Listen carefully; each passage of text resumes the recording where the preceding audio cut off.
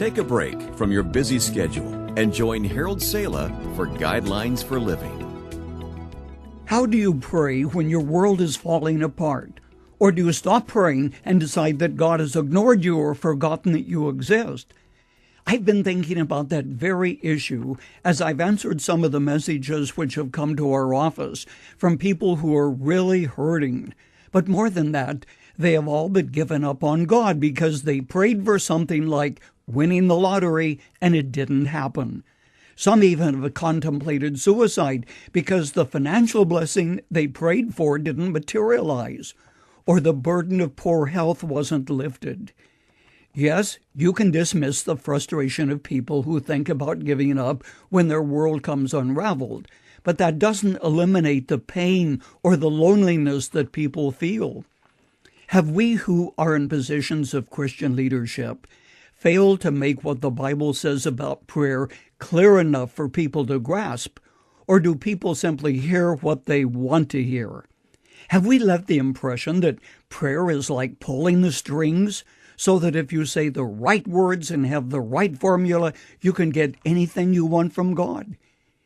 In his book, Too Busy Not to Pray, Bill Hybels tells about a formula he borrowed from someone else to explain why some prayers go unanswered. He says, if the request is wrong, God says no. If the timing is wrong, God says slow. If you are wrong, God says grow. But if the request is right and the timing is right and you are right, God says go. Prayer is based on a relationship of the child with the Father. Paul explained that God has sent forth the Spirit of His Son into our hearts who cries, Abba, Father. That plea which rises from the heart of God's child is prayer. It's that simple. Prayer is not demanding things from God or ordering Him to send the golden spoon of wealth as you strike a deal with Him, telling Him about all the wonderful things you will do for God and His kingdom as soon as you bank the blessing. Prayer is simply asking the Father in simple, childlike faith to meet you at the point of your need.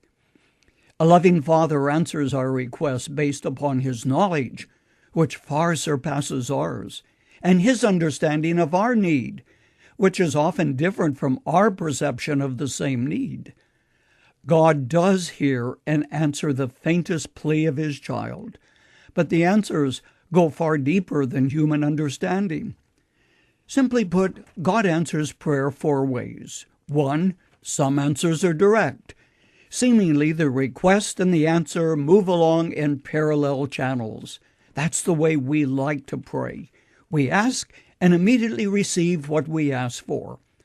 Frankly, God often gives those kind of answers to new believers so they understand He is the Almighty and His power knows no limit.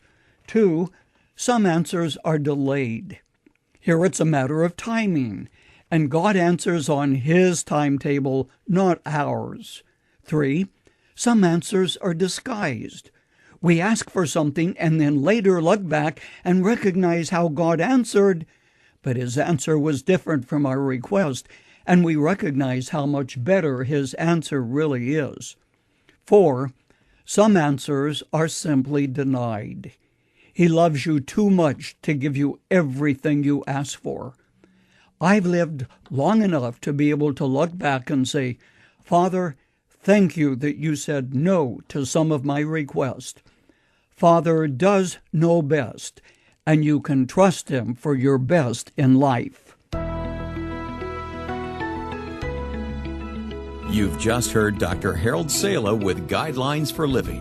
If you'd like to listen to the program again, download a copy, subscribe to our devotional, or view other resources, visit guidelines.org. We would like to hear from you too. You can email us at info@guidelines.org. Thanks for listening, and we invite you to join us again for the next edition of Guidelines.